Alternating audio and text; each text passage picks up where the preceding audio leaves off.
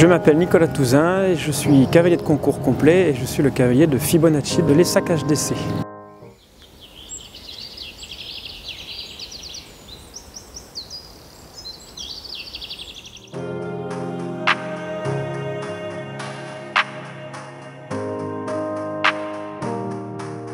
C'est une histoire assez rigolote parce que depuis quelques années, je suis invité par les selles français, la NSF, qui me convie au testage des étalons qui a lieu au mois de décembre tous les ans. Et j'ai pu du coup juger Fibonacci à cette époque-là, où il a gagné justement le championnat de France des chevaux de 3 ans.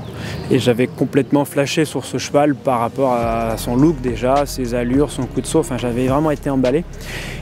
Et puis je suis monté dans ma voiture sur le retour et j'ai appelé Emmanuel tout de suite parce que comme c'était un fils de Carigno, avec une grand-mère pur sang, pour moi c'était quelque chose qui m'attirait beaucoup pour le concours complet. Donc c'est comme ça que l'histoire a commencé. Tout de suite Emmanuel a rebondi là-dessus directement et du coup ils l'ont acheté dans les semaines qui ont suivi. Il a d'abord fait les 4 ans chez eux en étant toujours entier. Le début des 5 ans, il a toujours très bien sauté, donc on imaginait peut-être aussi qu'il fasse du CSO, on ne savait pas trop, mais c'était de toute façon un cheval de qualité. Il a été un petit peu, courant de l'année de 5 ans, un petit peu débordé par son caractère d'entier. Ils l'ont prélevé pour avoir de l'avance au niveau des paillettes et puis ils l'ont fait castrer. Et il est arrivé chez moi à la fin de son année de 5 ans pour le mettre sur le complet. Donc j'ai commencé à le mettre sur le cross dans son hiver de 5 à 6. Et puis ensuite, ça n'a fait qu'avancer. J'ai assez vite vu qu'il avait goût au cross assez rapidement.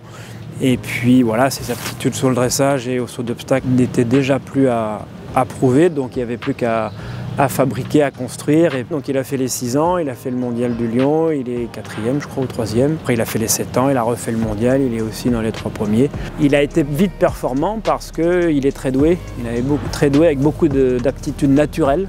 Donc il a fait beaucoup sur ses qualités naturelles à 6-7 ans.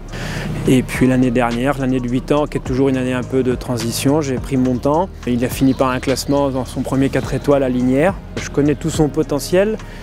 Et en même temps, c'est un cheval qui a beaucoup de sensibilité malgré tout, qui a beaucoup d'influx, beaucoup de sensibilité et je ne veux pas griller les étapes, donc je prends le temps de le construire tranquillement et progressivement. J'ai le sentiment que c'est en train de se mettre en place. C'est un cheval qui a vraiment tout ce qu'il faut pour être performant à haut niveau. C'est vrai qu'à la maison, c'est devenu un cheval adorable. Il est rentré dans sa routine à la maison, il est très posé, très calme. C'est vraiment un cheval qui a un look hors norme.